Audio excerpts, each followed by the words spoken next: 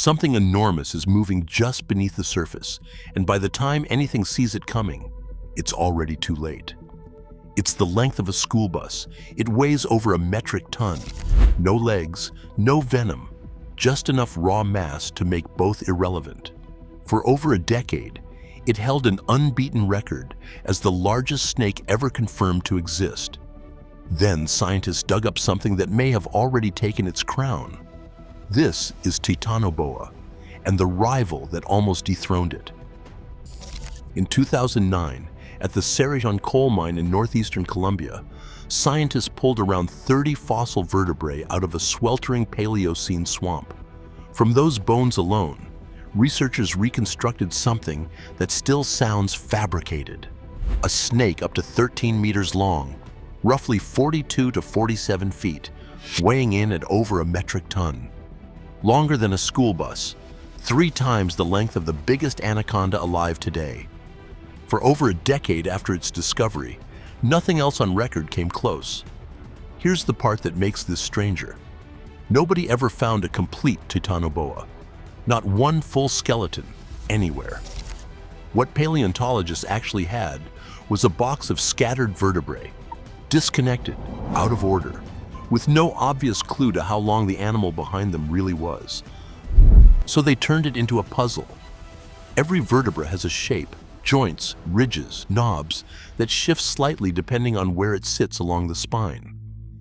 Researchers mapped that shift across living boas and anacondas, whose full skeletons are already known, then used it to work out exactly where each Titanoboa bone belonged. Here's the twist. Big snakes don't get long by stretching each vertebra bigger. They get long by adding more of them. Titanoboa's body plan called for over 250 in total. Slot enough of those scattered bones into their correct positions, and the math does the rest. The number that came out the other end, close to 13 meters, 1.1 metric tons, an entire monster, rebuilt from a pile of disconnected bone fragments and pure math. Titanoboa isn't just an animal that got discovered. It's a skeleton that had to be solved. A body this size stops being biology and starts being a physics problem. Titanoboa's skull fragments alone measured over 16 inches. Its ribs had to support and move over a ton of muscle through water and mud, with no legs to help carry any of it. And it didn't arrive at that size slowly. Vertebral growth data suggests these snakes could add length at a pace that would make most living reptiles look frozen in place. This wasn't a big snake that got lucky. It was an engineering outlier. For years, the popular version of this story was simple. Titanoboa was a crocodile-eating monster. Full stop. It's not wrong exactly. Fossils from the same swamp show crocodilian species and turtles like Carbonemys, whose shells alone stretched over 1.7 meters across, well within range for an animal this size. But later skull reconstructions told a more precise story, and it makes the picture worse, not better. Titanoboa's jaw shows specialized adaptations for hunting large fish specifically, meaning this wasn't an opportunistic predator settling for whatever swam by. It was built to hunt with precision, with crocodiles and giant turtles as bonus prey whenever the opportunity came up. Not a generalist that got lucky, a specialist that never needed luck. No venom, no speed advantage, just mass and the patience to use it. In murky, sediment-choked swamp water, an ambush predator this size didn't need to be fast. It needed to be invisible until the exact moment it wasn't. Something the weight of a small car coiled just beneath the surface, indistinguishable from a submerged log, until the log moves. Once it made contact, there was no working free. Some estimates put its constriction pressure at roughly 250 pounds per square inch, enough to crush bone and stop a heartbeat in seconds. Enough to kill one of the 20-foot crocodiles sharing its swamp before it even finished thrashing. By the time anything in that water understood what had just wrapped around it, it was already over. Titanoboa didn't rule an empty swamp. The Cerrejón Formation preserves the earliest known neotropical rainforest on record, the same basic lineage of ecosystem that would eventually become the Amazon, millions of years later. Sharing that water were turtles the size of dining tables, like carbonomes, with shells over 1.7 meters across. Crocodilian relatives, stretching past 13 feet, patrolled the same channels. Giant lungfish and other large fish, Titanoboa's actual specialty, filled the water beneath all of it.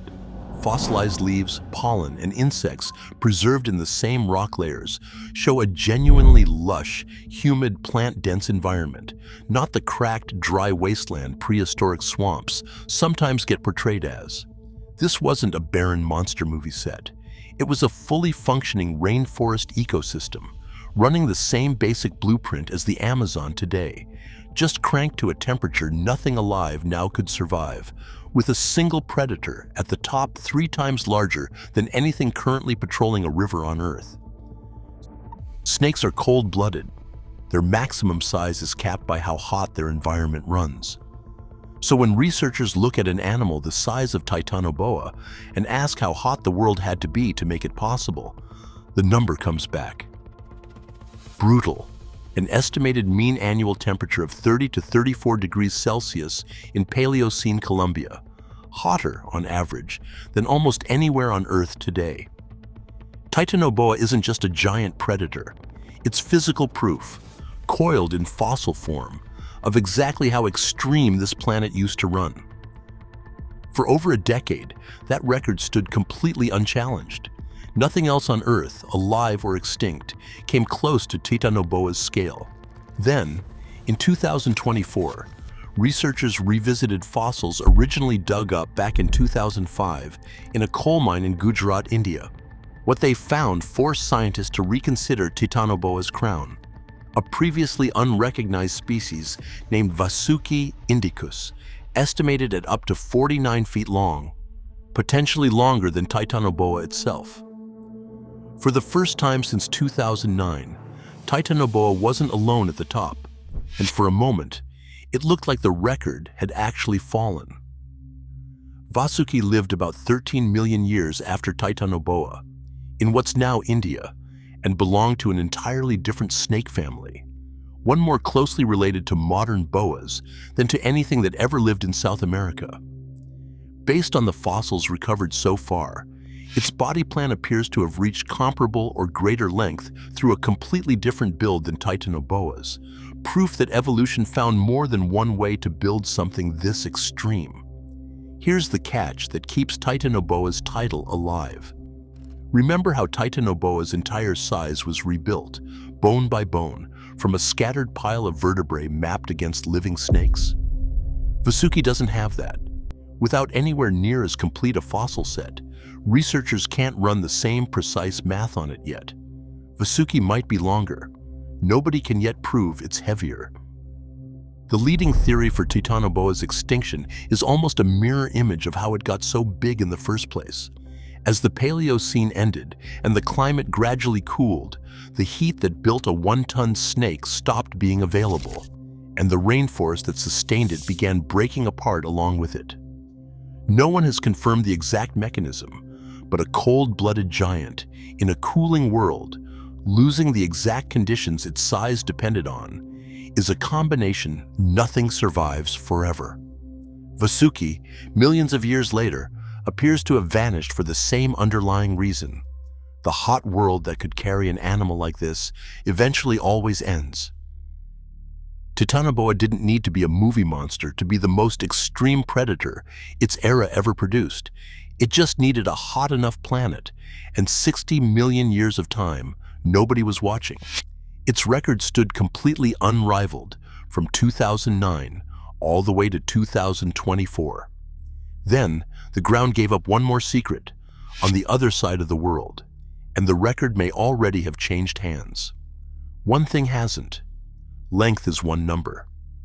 Titanoboa remains the heaviest, most complete, most understood giant this planet has ever produced, and until someone finds a full Vasuki skeleton, that's the title that actually matters. If you want more of the deadliest predators to ever exist, subscribe to Primal Killers.